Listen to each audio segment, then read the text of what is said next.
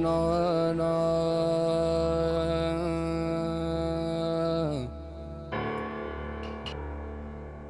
देना।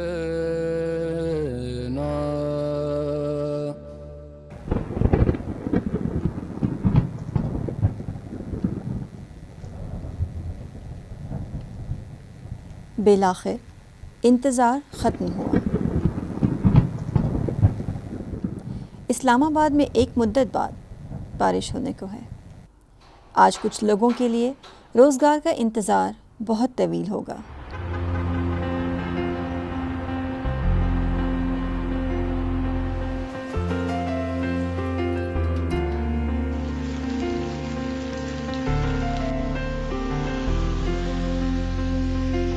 आज फिर ये बारिश शहर की ज़िंदगी पर अपना निशान छोड़ेगी कि बारिश हमेशा अपना निशान छोड़ती है।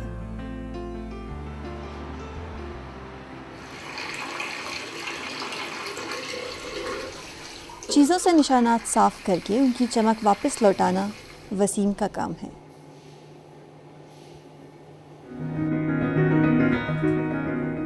बादल छटते ही वो इस काफ़िले का हिस्सा बन जाएगा जो हर दिन एक ही दायरे में सफ़र करता है।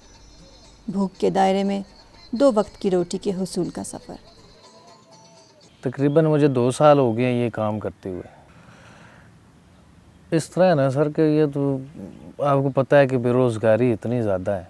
सुबह जब हम निकलते हैं तो काफ़ी सारी लोगों को परेशान देखते हैं।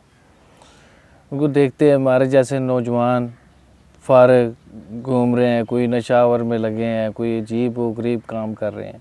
ख़तरा तो बहुत ज़्यादा है, लेकिन ये हमें सुकून होता है कि मेहनत मजदूरी करके हम कमा रहे हैं, हर रिज़्क़ के हलाल जो है बच्चों को खिला रहे हैं। मना तो करते हैं घर वाले, दोस्त यार भी मना करते हैं, लेकिन क्या करें, हमारी मजबूरी है, हम लोगों ने करना है।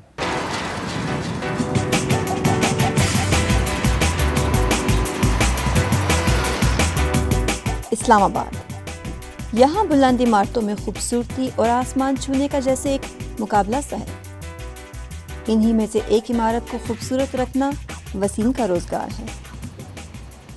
सर सुबह मैं 6 बजे उठता हूँ, वहाँ से सीधा इधर 8 बजे हम ड्यूटी पे हमने हाज़िर होना होता है। उसके बाद आते साथ पहले ऑपरेटर है और उसके साथ एक हेल्पर है हमारा। पहले मशीन को चेक करना होता है, उसकी तमाम चीज़ें चेक करने के बाद हमने काम शुरू करना होता है।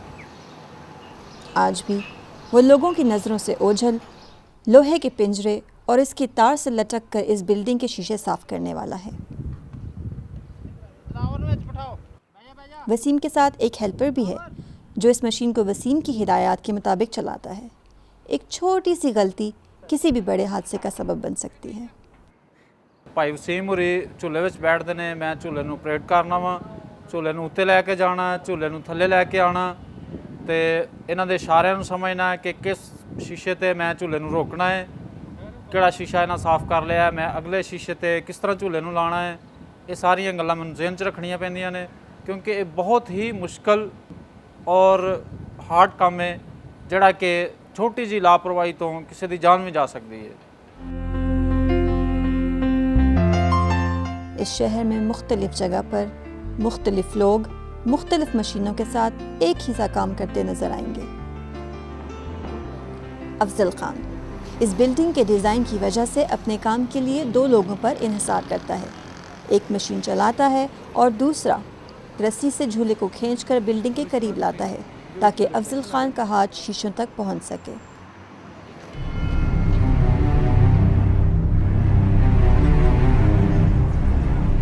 तेज़ हवा में इंतहाई वज़नी झूले को एक जगह साकित रखना एक मुश्किल काम है, और जब तक ये झूला साकित ना हो शीशों की सफाई मुमकिन नहीं।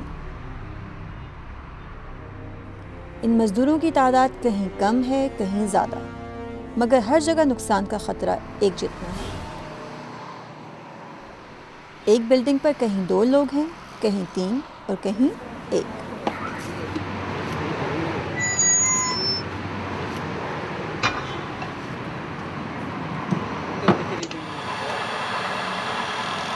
तबस्सुम इस्लामाबाद के एक मशहूर होटल का ही विंडो क्लीनर सुबह से शाम अकेला इस होटल के शीशों पर पड़ी गर्द को अपनी जान पर खेलकर साफ करता है। इसका मुआवजा एक मामूली सी तनख्वाह जो 2 वक्त की रोटी के लिए भी नाकाफ़ी है। बस जी अगों नौकरी जो नहीं मिल रही अजकल, कोई अच्छी नौकरी हो फिर बंदा करे भी। घर दे अखराजात परेशानियां वेख के मैं जड़ा ना असी आने खतरा कोई गल नहीं, अल्लाह मालक जी होएगी वेखी जाएगी, सारी दुनिया कर दी है भाई। तनख्वाह हमारी इस तरह है कि सर जिस तरह के हमारे अखराजात हैं, हमारे लिए ये सैलरी कुछ भी नहीं है।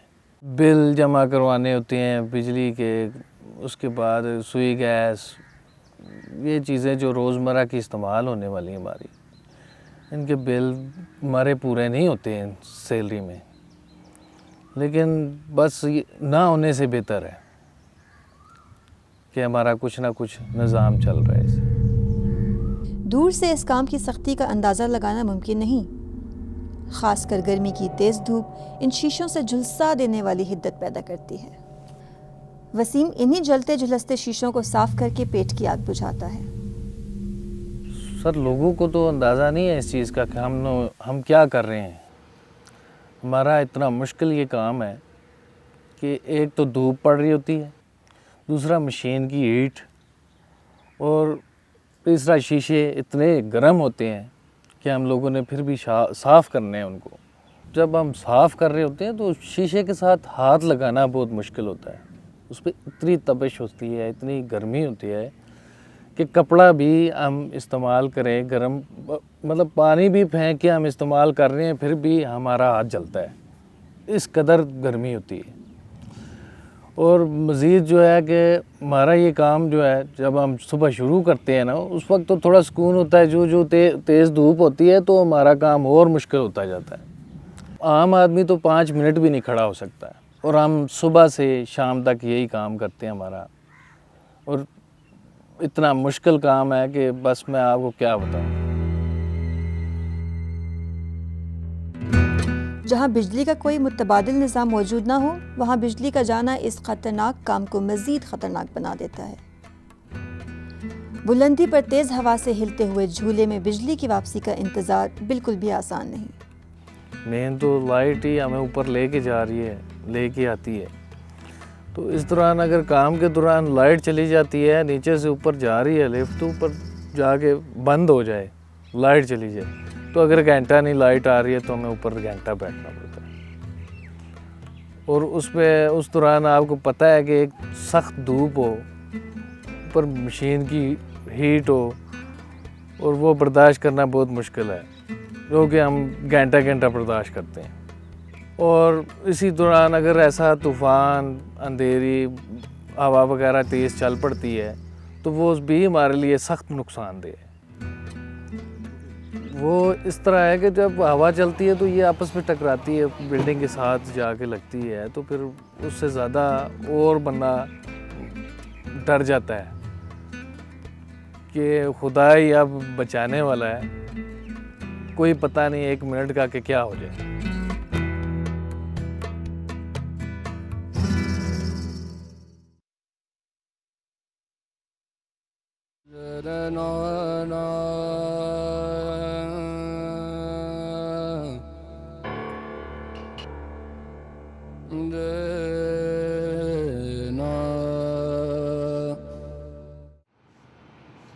इन मशीनों की जिद्दत और मजबूती कभी भी इस बात की ज़ामिन नहीं हो सकती कि कभी कोई हादसा ना होगा। 21 अगस्त 2008 सऊदी पाक टावर में एक हादसा हुआ।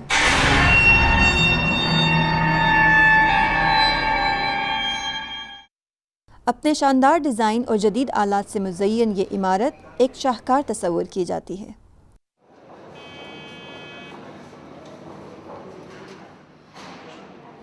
पाक सऊदी इन्वेस्टमेंट कंपनी के vice president major retired Waqar Ali Shah हादसे के दिन यहाँ मौजूद थे। इस टावर के head of security major retired Saeed ने उस दिन अपने आप को उन हंगामी हालात में पाया जिनके लिए वो पूरा साल हर रोज़ ड्रिल सुपरवाइज करते हैं। बिल्डिंग की तामीर के वक्त से ही इसमें एक विंच मशीन भी नस्ब थी। विंच मशीन से विंडो क्लीनिंग और बिल्डिंग के नॉर्मल रिपेयर्स के काम लिए जाते हैं। 21 अगस्त 2008 we had a slight unfortunate incident.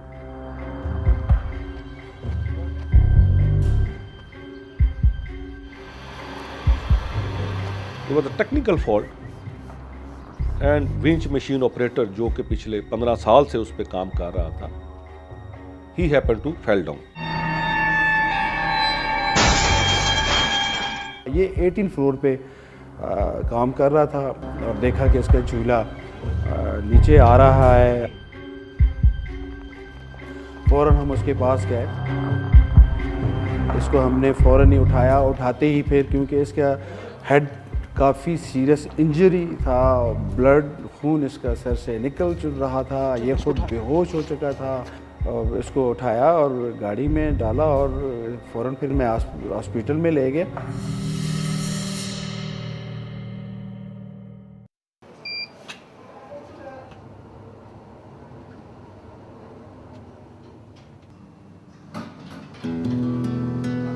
Mohammad Rafiq 18वें floor से गिरने के बाद आज फिर सऊदी पाक टावर की छत पे आया है।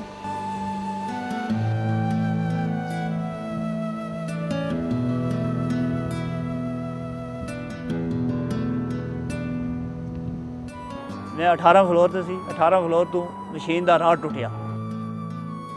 ਮਸ਼ੀਨ ਦਾ ਰਾਡ ਟੁੱਟਿਆ ਤਾਂ ਮਸ਼ੀਨ ਫ੍ਰੀ ਹੋ ਗਿਆ, ਝੂਲਾ ਫ੍ਰੀ ਹੋ ਗਿਆ। मैं क्या कि बस यानी कि मैं यानी स्पीड में जा रहा था तो कलमा पड़िया कि मैं मर गया। बहुत तो वाक़या हो जाती नहीं, इतनी स्पीड में बंदा जावे। इस हादसे में रफ़ीक शदीद ज़ख्मी हुआ और 2 माह हस्पताल में रहा। इसका जिंदा बच जाना एक मौजज़े से कम नहीं। वैसे उस वक्त मैंने पता नहीं चलिया कि मैंने चोट कितने लगी, कि वशीदारी हो गई थी। और अस्पताल में भी मैंने नहीं पता चलिया कि मैं किथे किथे नहीं है जी। और इतनी गुना मैंने मेडिसिन दी थी कि मैं यानी कोई किसी को पहचान भी नहीं सी सकता। कार तकरीबन कोई 4 दिन बाद फिर मैंने होश आई, सही पता चलिया। और मैंने देखा यार मेरे है कि, और वो देखा कि मेरा माथा टूटिया, मेरी जड़ा ने गिट्टे टूटे। उतों पता चलिया कि वो मैं यार मेरा ये एक्सीडेंट होया। कोई यकीन ही नहीं करता था कि ये 18 फ्लोर से गिरा है और डायरेक्ट आके ज़मीन पे हिट हुआ, इसका झूला हुआ है और सीरियस ज़ख्मी है और इसकी सर की हड्डियां टूट चुकी हैं, पाँव और टांगे भी कुछ फ्रैक्चर इसकी हो चुकी थी। तो ये कैसे हो ही नहीं सकता कि ये बचेगा। नो बट कोई बिलीव ही नहीं करता था। आम दिनों में ये मशीन कई मन वज़न उठाने चढ़ाने के लिए इस्तेमाल होती थी, पर जिस दिन ये हादसा हुआ इस मशीन का फौलादी रॉड ऐन उस वक्त टूट गया जब रफ़ीक 18वें फ्लोर पर काम कर रहा था। रफ़ीक के लिए कल का दिन बहुत अहम है। एक नई मशीन नस्ब हो चुकी है और कल रफ़ीक 2 साल बाद इस बुलंद इमारत के शीशे साफ करेगा।